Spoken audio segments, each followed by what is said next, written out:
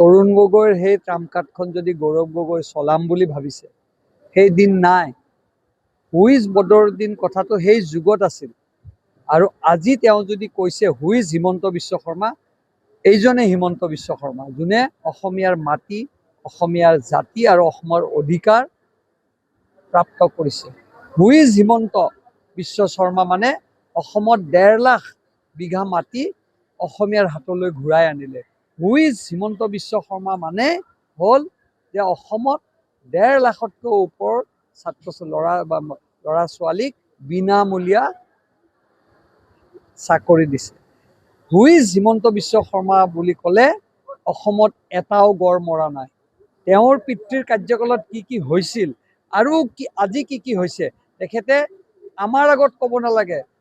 নিজৰ যিটো বিদেশিনী পত্নী আছে তেওঁৰ লগতে কথা পাতক, বুজি পাব যে who is Himanta Biswa Sarma. Actually Himanta Biswa Sarma ডাঙৰীয়া অসমৰ মাটি, জাতি আৰু অসমৰ লগত লাগি থকা মানুহ। আপোনাৰ দৰে লণ্ডন, আপোনাৰ দৰে ব্লু আই বয় নহয়।